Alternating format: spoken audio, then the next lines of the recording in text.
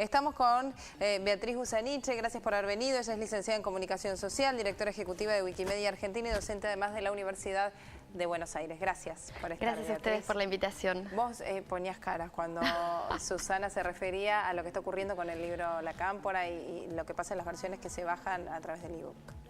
Sí, discrepo a ver, completamente. Está bien, porque en la discrepancia está encontrar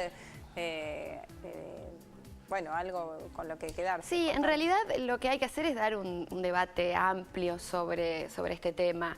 La circulación de obras en Internet es un hecho que es prácticamente insoslayable, no se lo puede negar, y cualquier mecanismo que se intenta implementar para detener esta práctica de intercambiar cultura, intercambiar libros, música, series, películas, crear cosas nuevas, digamos, todo lo que tiene que ver con la libre circulación de obras en Internet es un fenómeno que no es nuevo, que es muy difícil de frenar, como bien decía en la mesa anterior, pero una de las cosas que hay que poner sobre la mesa es que los intentos de frenarlo tienden a ser muy represivos en términos de lo que significaría como control de Internet.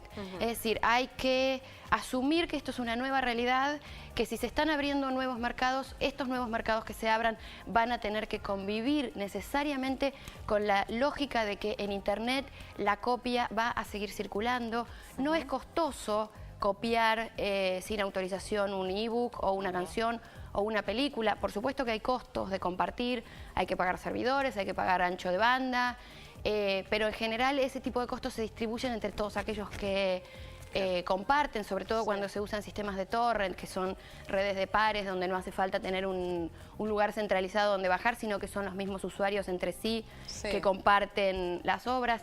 Pero el punto es que aquí se está abriendo, se habla mucho de la guerra cibernética, la guerra del copyright, hay términos muy belicosos.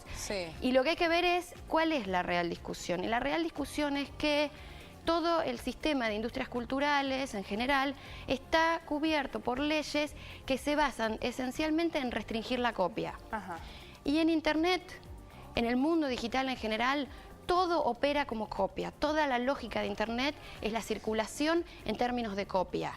Por lo tanto, hay un choque ahí de lógicas que yo creo que se va a tener que dirimir con un debate profundo y dejando de hacer circos policiales como el que se hizo con Mega Upload y como los que se están haciendo sistemáticamente. Digamos, hay distintos planos de la disputa. Está la disputa penal, está la disputa mediática, hay mucha. Ahora, ¿vos qué pensás sobre la regulación? Digo, me da la sensación de que se entiende que hoy esto es un mundo nuevo al que hay que acostumbrarse, es así y digamos no se puede frenar. ¿Tiene que haber algún tipo de regulación de todos modos? ¿Cómo opera esto en función de o en pos del autor intelectual de lo que fuera? Mira, de hecho regulaciones existen y ese es un problema. El problema es que las regulaciones que existen están pensadas para otro entorno tecnológico. La Ley de Argentina de Propiedad Intelectual fue aprobada en 1933. Se le fueron agregando modificaciones, pero a la hora de dar cuenta del mundo digital, la única modificación que recibió fue la incorporación del software como obra bajo propiedad intelectual. Pero después, en Argentina no tenemos una regulación que ampare, por ejemplo, el trabajo de los proveedores de servicios de Internet o los proveedores, aquellos que te brindan las plataformas donde los usuarios intercambian opiniones, intercambian enlaces o lo que fuera.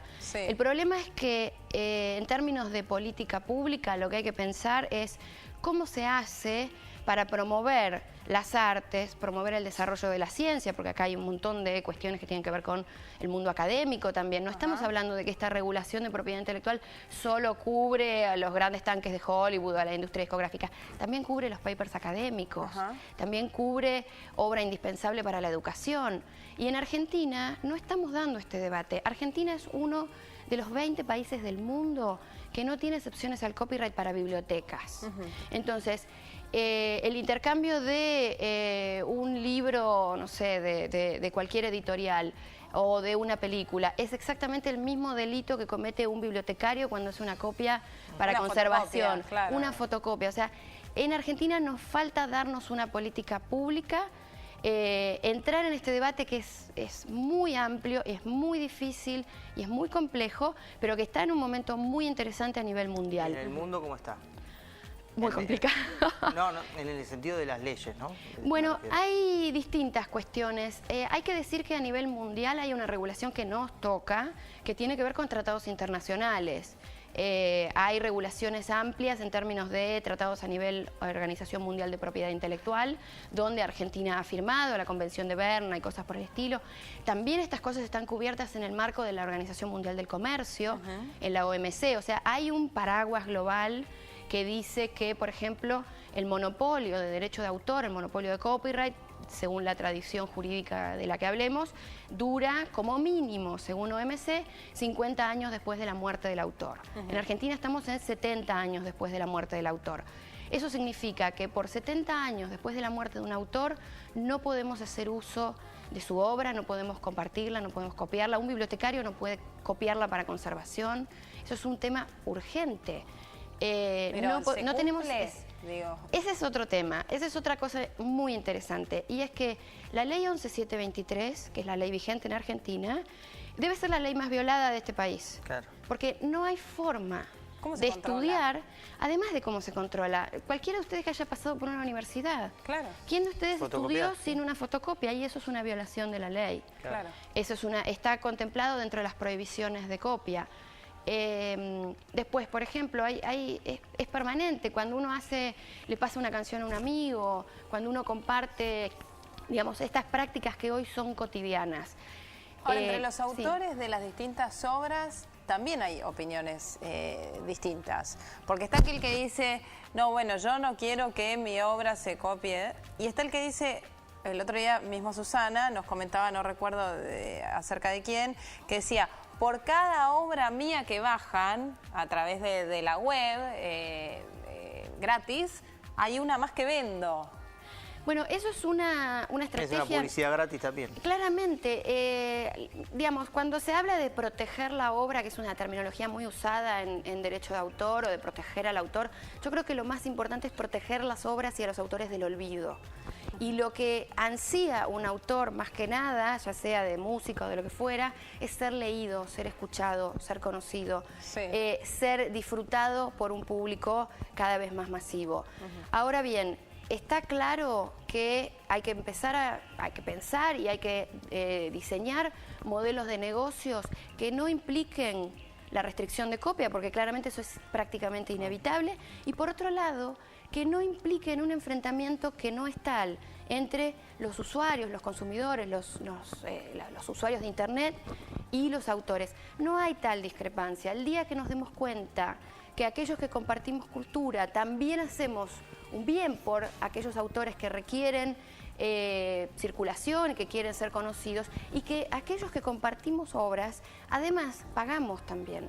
Hay muchos estudios que lapidan completamente el llanto de la industria discográfica, por ejemplo, que indican que aquellos que más descargan son además los que más plata gastan en la industria musical. Y si uno mira los números... Claro, comparado a lo que decía Susana, ¿no? Y si uno observa los números de la industria, ve que las industrias siguen vivitas y produciendo. Pero, por ejemplo, en la industria cinematográfica, el año pasado creo que fue que se conocieron números realmente impactantes respecto de la cantidad de puestos de trabajo que se redujeron o que se eliminaron, de productoras y demás, por la circulación de películas truchas, por llamarlo así. Yo quisiera ver la fuente de los estudios, en realidad, porque muchos de los datos que circulan... Y por otro lado se abre otra cuestión también, ¿no? Seguramente mucha gente de la que copia y que vive de eso, antes no tenía de qué vivir, ahora vive de eso. Es una... Sí, es como pero un debe círculo. ser mayor. Igual a mí, yo prefiero hablar del usuario común y corriente y no de aquel que está, digamos, no del que está haciendo... Porque ahí podemos entrar en otra discusión, porque muchas veces hay otros procesos en los cuales la verdad es que me parece que no es...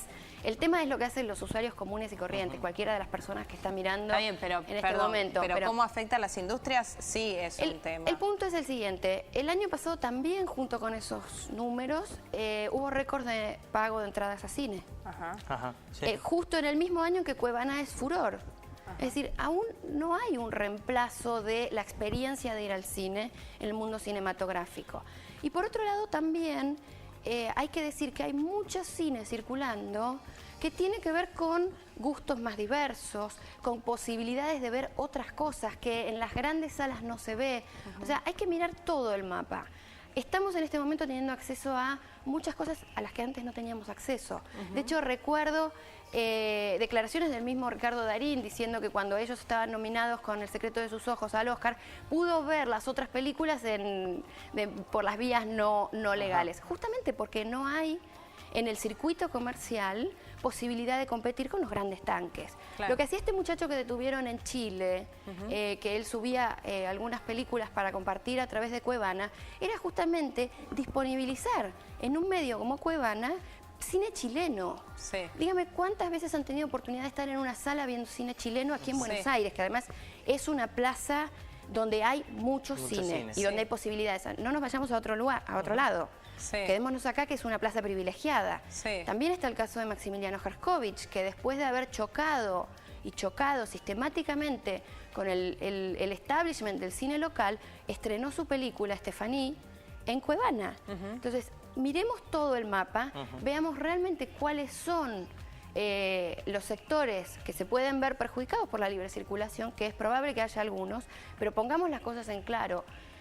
A mí me gustaría recordar algunas cosas. Hace un par de años el gobierno inglés modificó su ley de propiedad intelectual y la reforzó, digamos, fruto del lobby de la industria.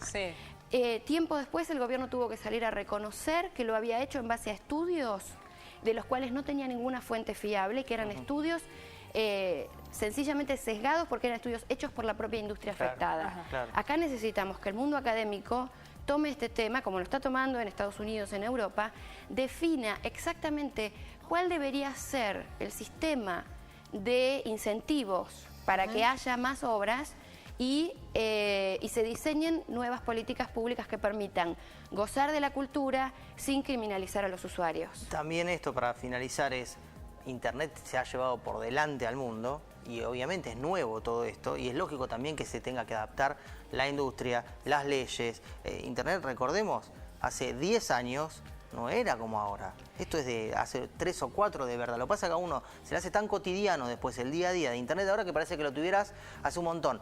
Yo recuerdo, y lo cuento siempre, en el Mundial de Francia 98, hace 15 años, en Clarín, que es el diario más grande de Argentina, yo trabajaba ahí, una computadora tenía Internet. Una, en toda la redacción. Una, y éramos por lo menos 120, 130 periodistas. En el 98, no hace 30 años, hace 15. Recordemos también que a lo largo de la historia muchas industrias han tenido que reconvertirse, muchos empleos se han eliminado a partir de la introducción de una nueva tecnología y muchas cosas nuevas se han creado. Es decir, dejemos de mirar Internet como si fuera el gran cuco, la tierra de nadie, el Far West, o esos También lugares. Es cierto que ayuda a la difusión de la cultura, y llega a lugares donde no podría llegar de otra forma, o posibilita también el acceso, y además posibilita el acceso a un libro a chicos que tal vez no tendrían posibilidad de adquirirlo si no es yendo a una biblioteca que le permita utilizar una computadora y leerlo a través de eso, ¿no? Sí, es que además el acceso a la cultura está contemplado entre los derechos humanos básicos, el derecho al libre acceso y a la libre participación. También están contemplados los derechos de autores e inventores a una remuneración por su trabajo, pero esto en nada tiene que ver con un monopolio total 70 años después de la muerte de un autor, donde ya claramente ese autor no requiere una remuneración para producir nuevas obras porque está muerto. Y sin embargo, este tipo de regulaciones tan extremas son las que están poniendo cada vez más límites al ejercicio del derecho a la cultura, y es necesario que nos pongamos realmente en serio a discutir si este modelo que ha privilegiado la gran concentración de las industrias culturales, que no ha privilegiado la diversidad cultural, que no ha privilegiado un acceso masivo a la cultura, se puede o debería llevarse puesta un nuevo entorno como es Internet, donde, no voy a decir que es la panacea de la democracia ni nada por el estilo, pero donde las posibilidades de acceso, participación, creación, diversidad, las posibilidades de ver ejemplo, cine chileno, música que aquí no se edita porque no le interesa a la industria. La industria del libro es una industria particularmente interesante en esto, porque hay muchos libros que aquí no se editan porque no somos un mercado interesante. Y estando en Buenos Aires, insisto, una cosa es estar en Buenos Aires, en el Distrito Federal de México, y otra cosa es estar en Honduras, en Guatemala, en Costa Rica, en Colombia, en alguna ciudad del interior del país. Sí, claro. Tenemos que ser muy responsables a la hora de hablar de esto. Bien, el debate está vigente en un momento en que se habla de si se viene o no el fin de Cuevana, pero hay otras tantas... Aparecerá otra. Sí, Ya, claro. Ya hay, pero en realidad. Ya hay. Cantidades. Gracias, Muchas gracias. Beatriz, Gracias por a haber ustedes. venido. Hacemos una pausa, ya venimos. Hagamos.